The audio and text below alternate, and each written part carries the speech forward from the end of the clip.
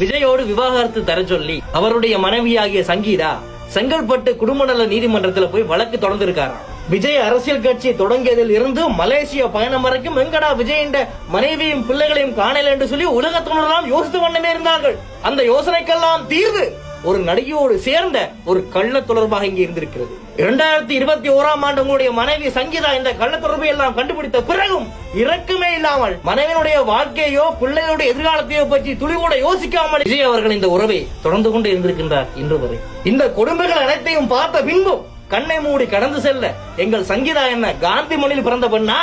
அவள் எங்கள் ஈழ மண்ணில் பிறந்த பெண் அல்லவா? தலைவருடைய வழியிலே சங்கீதா விஜய பார்த்து நீ செய்வது சரிதானா, இது நியாயம்தானா என்று தட்டி கேட்டிருக்கின்றார். அப்படி தட்டி கேட்டதால மிஸ்டர் விஜய பாருங்க சங்கீதாவை தனிமைப்படுத்திருக்கின்றார், அனைத்து கட்டுப்பாடுகளையும் விதித்திருக்கின்றார். இதை பற்றி தமிழ்நாட்டினுடைய மூத்த பெண் வழக்கறிஞராகிய திருமதி சாந்தகுமாரி அவர்கள் என்ன சொல்றாங்கன்றது. அந்த பெண் விஜயோட வைஃப் இப்படி சங்கீதா சொல்லிருக்காங்கன்னா அவங்க அனுபவித்த விஷயங்களிலே இருந்து இந்த மாதிரி ஒரு முடிவு எடுத்திருக்க முடியும். எந்த ஒரு பெண்ணுக்கும் இருக்கக்கூடிய உரிமையை அவர் இப்போது எக்ஸசைஸ் பண்ணி இருக்கிறார். விஜயின் மனைவி பிள்ளைகளின் மனநிலையை பாதிப்படைய செய்த அந்த கள்ளக்காதலுக்கு சொந்தக்காரி வேறு யாரும் இல்ல, திரிஷா அவர்கள். தமிழ் இனத்திலே ஐயர் குடும்பத்திலே பிறந்த நடிகை திரிஷாவின் முதல் காதல் ஒன்றும் நடிகர் விஜய் அவர்கள் அல்ல. திரிஷாவின் மொத்த சொத்து மதிப்பு 85 கோடி இந்தியன் ருபீஸ்ல. இவருடைய முதலாவது காதலன் பெயர் வருண்மணியன், அடுத்த காதலன் பெயர் நம்ம தலைவன் சிம்பு எஸ் சிலம்பரசன் டிஆர், அடுத்த காதலன் பெயர் நம்ம பல்வாள் தேவன் பாகுபலி ராணா டகுபாட்டி. அதன் பிற்பாடு நம்ம பாகுபலி கதாநாயகன் ஆகிய பிரபாஸோட ரிலேஷன்ஷிப்ல இருந்தது. வருண்மணியனோடையும் ராணா டகுபாட்டியோடையும் நிச்சயதார்த்தம் வரைக்கும் போய் அதன் பிற்பாடு ரத்து செய்யப்பட்டது. அதன் பிற்பாடு நடிகர் தனுஷ் அவர்களோட லிவிங் டுகெதர்ல வாழ்ந்தார். இதனாலேயே பிற்காலத்தில் தனுஷ் ஐஸ்வர்யா குடும்பம் பிரிந்தது. இறுதியாக திரிஷா அவர்கள் இளவ கொட்டின வீடுதான் நமது விஜயின் வீடு. சரி, அவையோட வாழ்க்கையில எத்தனை பேரோட வேண்டும் என்றாலும் ரிலேஷன்ஷிப்ல இருந்துட்டு போட்டும், அது அவையோட தனிப்பட்ட உரிமை. நாலு சிவத்துக்குள்ள என்ன நடக்கிறது எட்டி பார்க்கிறதுக்கு யாருக்குமே உரிமை கிடையாது.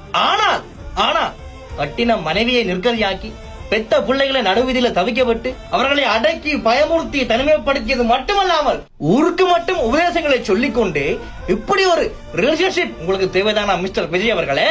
சங்கீதா அங்கட ஈழ தமிழ் பெண், உங்களை நம்பிதானையா பொண்ணை கொடுத்தோம். நாங்கள் பொண்ணல்ல பொருள் அல்ல, நாங்கள் தேடும் கண்கள் பொய்யல்ல. பின்னால் பொடி வைத்து பேசும்போது என் பிறரை கண்கள் ஒன்றும் கூடலடா. எங்களுடைய மீனவர்கள் பாதுகாப்பா இருக்கிறதுக்காக இந்த கச்சத்தீவை இலங்கை கிட்ட இருந்து மீட்டு கொடுத்திருங்க, அது போதும். உங்களை நாங்கள் நம்பி தந்த எமது ஈழத்து தமிழ் பெண்ணையை பாதுகாக்க தெரியாத உங்களுக்கு எங்களது ஈழத்து தமிழ் மண்ணின் கச்சத்தை எப்படியா நீங்கள் மீட்டெடுக்க போறீங்க? ஆமா, பெரியார் எங்க கொள்கை தலைவர், பகுத்தறிவு புரட்சியாளர் தந்தை பெரியார் தான் வளர்த்த பிள்ளை என்றும் கூட பாராமல் கேவலம் அற்ப பணத்திற்காக அற்ப சொத்துக்காக தன் வளர்ப்பு மகளாகிய மணியம்மையை மனம் முடித்தான் இதே பெரியார். அதே போலத்தான் நீங்கள் வளர்த்த பிள்ளையுடைய மனநிலையை பற்றியோ அவர்களின் எதிர்காலத்தை பற்றியோ துளி கூட யோசிக்காமல் நீங்கள் பெத்த பிள்ளைகளை போய் நடுரோட்ல விட்டு போட்டு நடிகையோடு நடனமாடி நாடகம் அங்கே ஓடிக்கொண்டிருக்கின்றீர்களே, இது உங்களுக்கு தேவைதானா? உங்கள் குடும்பத்தை கூட முதலில் ஒழுங்காக கவனிக்க தெரியாத உங்களுக்கு முதலமைச்சர் பதவி எதற்கு? திராவிடமும் தமிழ் தேசியமும் இந்த மண்ணோட இரண்டு கண்கள். நீங்கள் கட்சி தொடங்கிய அன்றே நீங்கள் திராவிடத்தை ஆதரித்து பேசிய பொழுது திராவிடத்தை ஏற்றுக்கொள்ளாதீர்கள், திராவிடத்துக்கு துணை போதீர்கள் என்று நாங்கள் தலையில் அடித்து கத்தி கூச்சலிட்டோமே. அப்பொழுதெல்லாம் உங்கள் கண்கள் குருடானதும் காதுகள் செவிடானதும் ஏனென்று எனக்கு இப்பதானையா விளங்குது.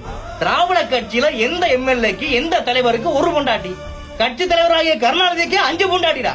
முழு விவரம் எங்கள்கிட்ட இருக்கு. சின்ன ஊர்ல இருந்து செட்டப் வரைக்கும் வச்சிருக்கோம். அவர்களை போலவே நீங்களும் விதிவிலக்கானவர் அல்ல என்பதை உலகத்தினர் மத்தியில் நிரூபித்து விட்டீர்களே மிஸ்டர் விஜய் அவர்களே.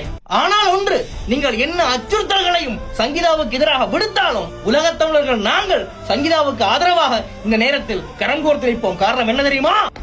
எங்கள் ஈழத்து பெண்ணை அவள் திங்களோடும் செம்பருத்து தன்னோடும் உடுக்கலோடும் மங்குட்கடல் இவற்றோடு பிறந்த தமிழோடு பிறந்தும் நாங்கள் ஆண்மை சிங்கத்தின் கூட்டம் என்று சிறியோருக்கு ஞாபகம் செய்ய சங்கே முழங்கு. எங்கள் பகைவர் எங்கோ மறைந்தார், இங்குள்ள தமிழர்கள் நாங்கள் ஒன்றாதல் கண்ணே. தயவு செய்து இந்த நேரத்திலே ஈழத்தமிழச்சி சங்கீதாவுக்கு ஆதரவாக உலகத்தமிழர்கள் கரங்கோர்த்து நிற்கும்படி நான் தலைமையாக கேட்டிருக்கின்றேன். நன்றி, வணக்கம்.